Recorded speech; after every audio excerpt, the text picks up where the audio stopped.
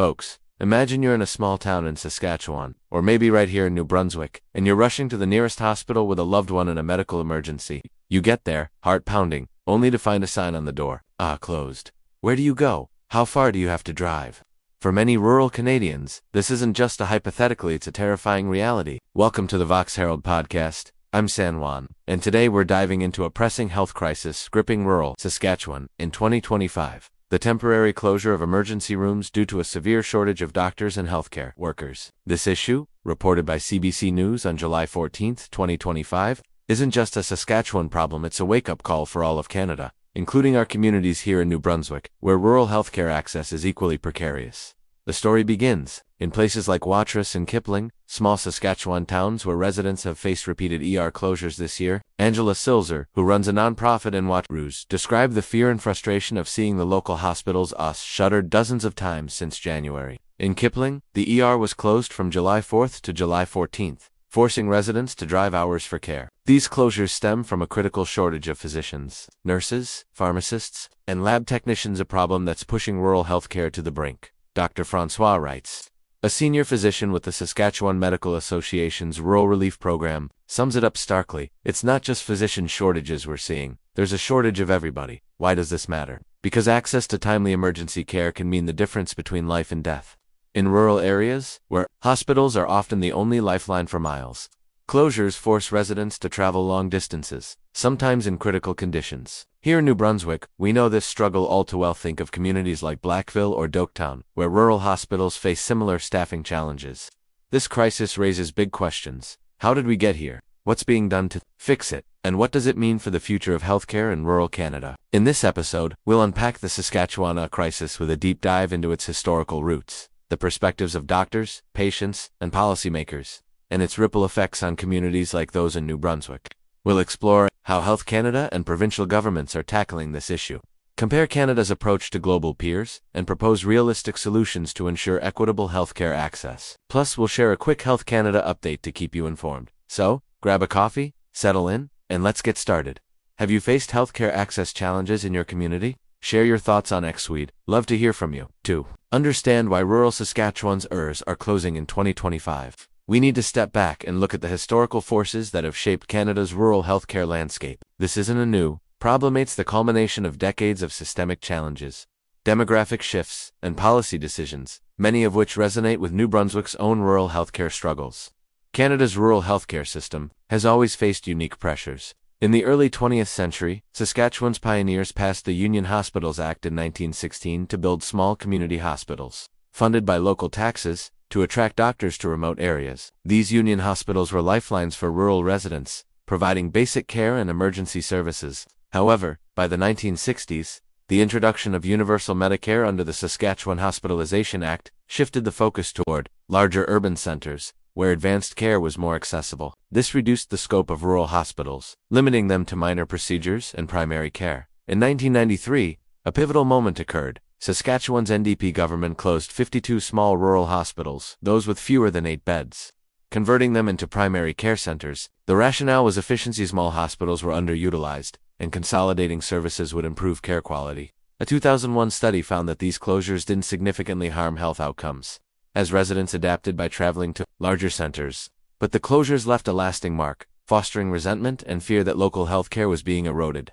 Fast forward to the 2000s, and Canada's healthcare system began grappling with a growing doctor shortage. A 2017 Vancouver Sun article warned that the shortfall of nearly 500 ER doctors could triple by 2025, a prediction now playing out. The aging baby boomer generation, both as patients and retiring physicians, exacerbated this crisis. By 2018-19, experts like Dr. Francois Reitz foresaw a mass retiring of doctors, a trend accelerated by the COVID-19 pandemic. The pandemic was a turning point. It exposed and deepened weaknesses in Canada's healthcare system, particularly in rural areas. In Saskatchewan, hospitals like Royal University Hospital in Saskatoon were overwhelmed, operating at 200% capacity in August 2022 due to nurse shortages. Healthcare workers faced burnout, unsafe working conditions, and wage dissatisfaction, prompting many to leave the profession or move to urban centers. A 2021 CBC article quoted Dr. Carla Hollanity, a Saskatoon family physician, who considered leaving Saskatchewan due to the government's pandemic response, highlighting a broader exodus risk.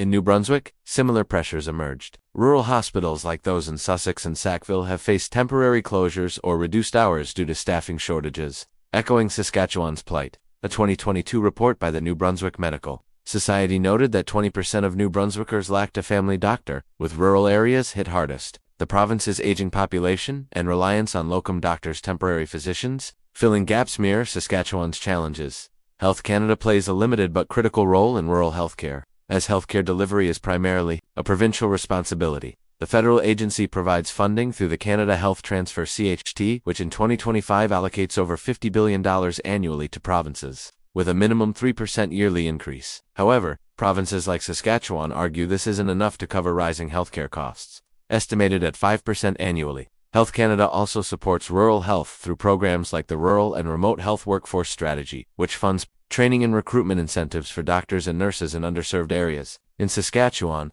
the provincial government has introduced measures like the Rural Physician Incentive Program, offering financial bonuses to attract doctors. Yet, as Dr. Sean Groves, a rural physician in Lorong, noted in a 2023 Saskatchewan Medical Association report, these incentives alone aren't enough to retain doctors long-term, especially in remote areas where social isolation and heavy workloads are common. New Brunswick has similar programs, such as the Rural Family Medicine Program, but faces comparable retention challenges. Rural Canada's aging population and declining birth rates have increased healthcare demand while shrinking the local workforce. In Saskatchewan, 49% of doctors in 2022 were internationally trained, many from countries like South Africa, Nigeria, or India.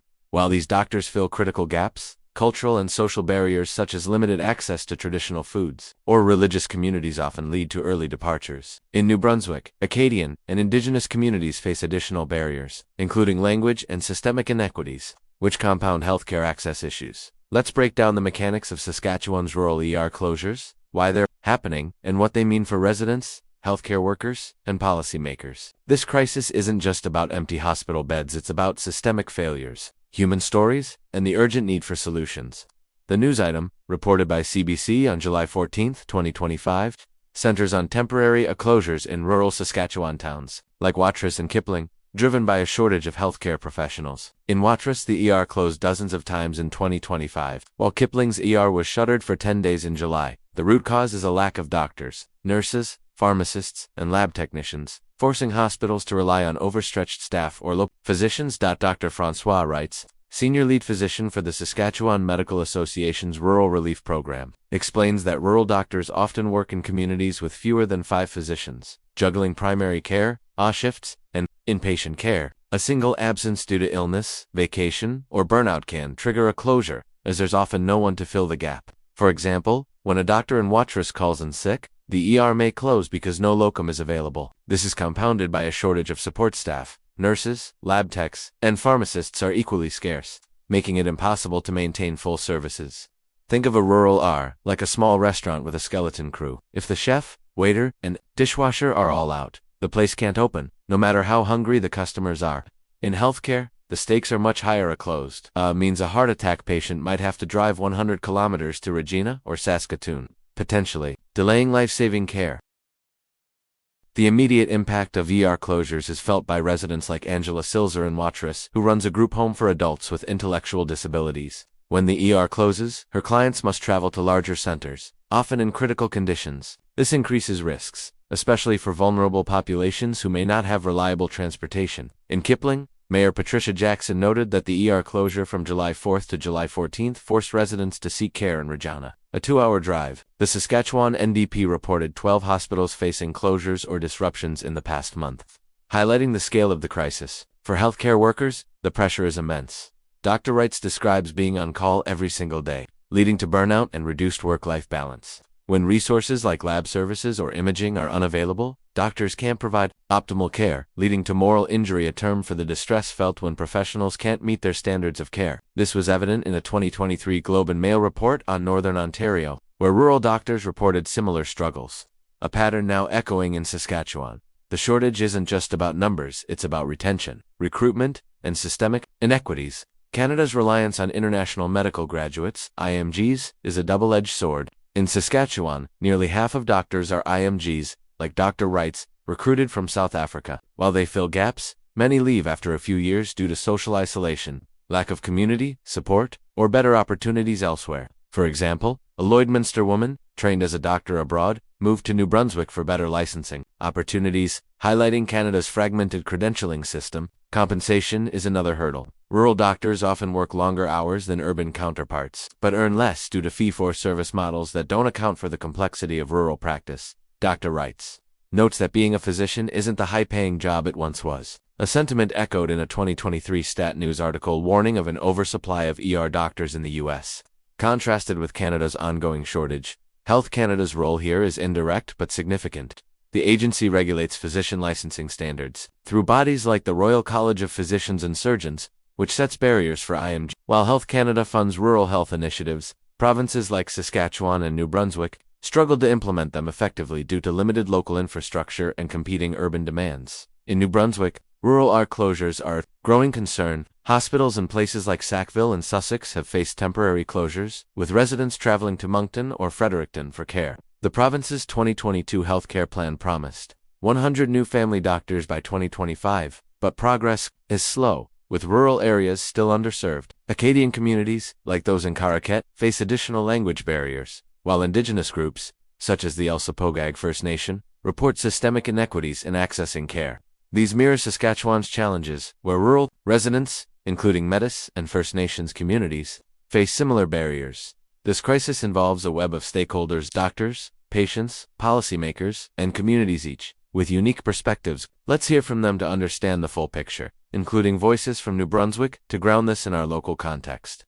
Dr. Francois Reitz, speaking for Saskatchewan's rural doctors, emphasizes the strain of being perpetually on call. When somebody calls in sick, there's often nobody to replace them, he says, highlighting the lack of resources and support staff. This leads to burnout and moral injury, as doctors can't provide the care they're trained for. In New Brunswick, Dr. Paula Keating, president of the New Brunswick Medical Society, echoes this, noting that rural doctors often juggle shifts, family practice, and hospitalist duties, leading to exhaustion. Both provinces rely heavily on locums, but as Dr. Kevin O'Connor in Ontario noted, paying locums $250 an hour while local doctors earn less creates resentment and retention issues. Nurses and support staff face similar pressures. The Saskatchewan Union of Nurses reported in 2021 that 50% of nurses were considering leaving the profession due to burnout and feeling ignored by the government. In New Brunswick, the Nurses Association has called for better retention incentives, as rural hospitals like those in Miramichi struggle to staff ERS. Residents like Angela Silzer in Watrous describe the fear of ER closures, especially for vulnerable populations. The closures are just coming, one after the other, she told CBC, noting the challenges of transporting clients with disabilities to distant hospitals. In Kipling, Mayor Patricia Jackson highlighted the inconsistent communication about closures, often posted on Facebook, leaving residents unprepared. In New Brunswick, similar stories emerged from places like Blackville, where residents like Marie LeBlanc, a retiree, told CTV News in 2024 that she drove 70 kilometers to Miramichi for emergency care after her local ER closed unexpectedly. Indigenous communities face compounded challenges. In Saskatchewan, Métis leader Tammy Cook-Surson noted that rural ER closures disproportionately affect First Nations and Métis, who often lack transportation to urban centers. In New Brunswick, Chief Rebecca Knockwood of Fort Folly First Nation has advocated for mobile health units to bridge gaps in rural Indigenous healthcare, a solution yet to be fully implemented. The Saskatchewan Health Authority SHA acknowledges the crisis but insists it's working to resolve it. SHA official Gunderson told CBC that they're in regular contact with communities like Watrous, but summer locum shortages remain a challenge. The provincial government points to incentives like the Rural Physician Incentive Program, but critics like NDP health critic Keith Jorgensen argue these are insufficient as closures continue. In New Brunswick, Health Minister Bruce Fitch has promised increased funding for rural healthcare, but progress is slow. With only 30 of the promised 100 new doctors recruited by mid-2025, Health Canada's role is more distant, but critical. The agency's rural and remote health workforce strategy provides funding for training and recruitment, but provinces must implement these programs. Critics argue that Health Canada's stringent licensing requirements for IMGs create barriers, delaying integration of qualified doctors. The Saskatchewan Medical Association, SMA, and New Brunswick Medical Society advocate for systemic changes. SMA President Dr. Annette EP has called for team-based care models, integrating nurse practitioners and physician assistants to ease the burden on doctors. In New Brunswick, the Coalition for Rural Healthcare Access, a grassroots group, pushes for better transportation and telehealth options to support rural residents during closures. Both groups emphasize retention over recruitment, noting that financial incentives alone don't address burnout or isolation. In New Brunswick, the Saskatchewan crisis feels all too familiar. Rural hospitals in places like Sackville, Sussex, and Caracat have faced temporary closures, with residents traveling to Moncton or Fredericton for care. A 2024 report by the New Brunswick Health Council found that 25% of rural residents lack timely access to emergency services, compared to 10% in urban areas. Acadian communities face additional barriers, as French-language services are often unavailable in rural earths. Indigenous groups, like the Malisit and Micmac, report systemic issues, including long waits and cultural insensitivity in urban hospitals. For example, in a 2023 closure of the local forced residents to drive 70 kilometers to Miramichi, delaying care for conditions like heart attacks or strokes. This mirrors Saskatchewan's Watrous, where residents travel to Saskatoon. The ripple effect is clear. Urban hospitals become overburdened. With Regina General Hospital in Saskatchewan and Moncton Hospital in New Brunswick, REPORTING, increased wait times due to rural patient influx. Nationally, rural closures are a growing crisis. A 2025 Globe and Mail investigation found that Canadian ERS closed for 1.14 million hours since 2019, with Saskatchewan 57% of ERS affected and Manitoba 70% hit hardest. In Nova Scotia, 66% of rural ERS faced closures, with similar issues in New Brunswick and Ontario. The root causes staff shortages, burnout, and an aging workforce are consistent across provinces. Health Canada's funding through the CHT hasn't kept pace with rising costs, leaving provinces to fill the gap.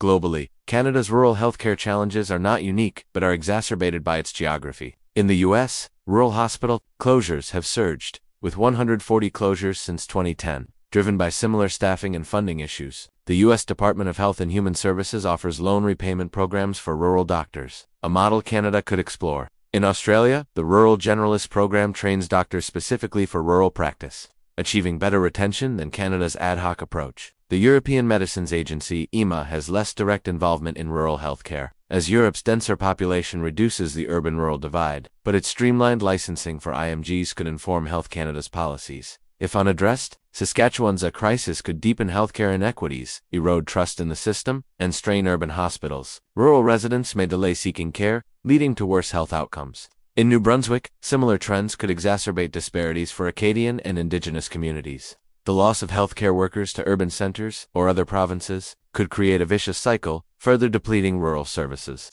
Proposed solutions: enhance retention programs. Saskatchewan and New Brunswick should expand retention incentives beyond financial bonuses, offering housing support, spousal employment assistance, and community integration programs for IMGs could improve long-term stays. Australia's Rural Generalist Program is a model, providing mentorship and tailored training for rural practice. Team-based care models, integrating nurse practitioners, physician assistants, and telehealth can reduce the burden on doctors. Saskatchewan's plan to add 25 nurse practitioners in 2025 is a start, but clearer deployment plans are needed. New Brunswick could pilot similar models in rural areas like Miramichi, streamline IMG licensing. Health Canada could work with provinces to fast-track licensing for IMGs, reducing barriers like lengthy assessments. British Columbia's streamlined process for IMGs has shown success, with 200 new doctors licensed in 2024. Virtual ears. Provinces like British Columbia and Newfoundland use virtual ears, where remote doctors support on-site nurses via